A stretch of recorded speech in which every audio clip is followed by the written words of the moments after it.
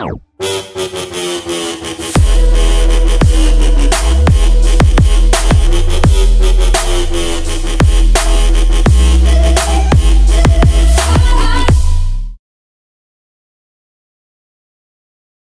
Caitlyn Jenner has come to realize that Trump is the worst ever for trans rights, she alienated a number of members of the transgender community with her support for him in 2016.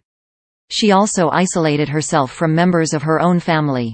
Tell-all books do not make for friendly family dinners. Now, in a newly published interview, Cait discusses the distances from her children, and her regrets and mistakes as an activist. In a lengthy and newly published interview with Broadly, Caitlyn, "I spend a lot of time by myself here in the house."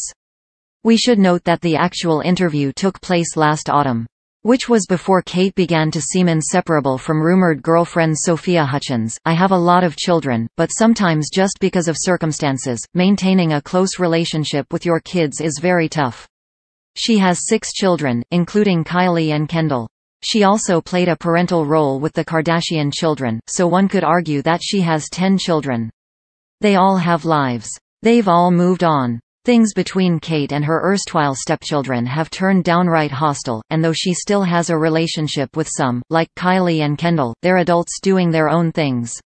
Cait waxes philosophical about existence and life itself. "We're just human beings, we're going to be here for a very short time." Ultimately, she hopes to have strong relationships with her loved ones that last until the end of her life. "We come and we go, and at the end, when it's all said and done, hopefully your family is going to be there." It only recently came to life that Caitlyn at one time considered suicide. In this interview, Cait reveals that she had thought about her eventual death, and, long before she ever publicly came out as trans, had considered a stipulation in her will that she be buried in what society considers to be women's clothes.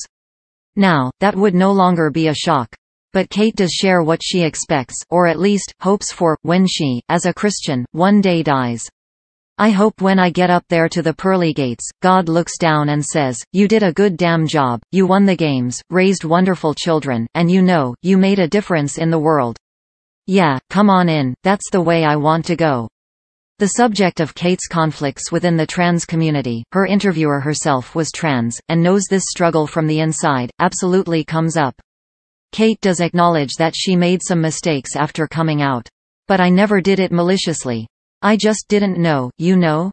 She also admits that, particularly after the initial widespread support that she received after coming out, she was not prepared for the criticisms from trans people. "And I really didn't realize how critical the community was going to be." It's appropriate that this interview is coming out now, just days after her major conflict with a trans advocate and model went public in a big way. After Carmen Carrera spoke out about Cait on TMZ, Caitlyn texted her, which we know because Carmen revealed those texts in a now-deleted Instagram post. Cait wrote to her, saying, "Instead of putting negative things out in the press, about me, which hurts what I'm doing, you should be aware of what I'm actually doing. Call me and I'll give you an update." Carmen's reply was, not friendly. "Although I'm happy someone has knocked some sense into you, please don't forget about how I came to you with ideas of moving this movement outwards and you said you'd help but you never did." Carmen did make an offer for how they could make nice, but apparently did not receive a reply.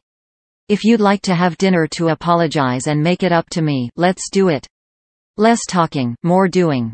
It was then Cait's gal pal, Sophia Hutchins, who told Carmen that she had burned a bridge with Cait. In addition to sharing those texts, Carmen wrote about how she met and offered support to Cait before Caitlyn's big reveal as a trans woman. "What I found was this lady's ego is way too big for no reason, and she's the most selfish person I've ever met. That goes hand in hand with how many people view Cait.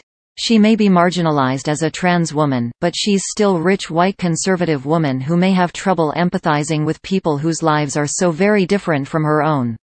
She even told me to my face that she wanted to be number one, whatever that means. Doing humanitarian work means you have to actually be a human. Ouch, honestly, what does she actively do every day for trans folks? And why does she take credit for what real activists are doing? Those are some solid questions."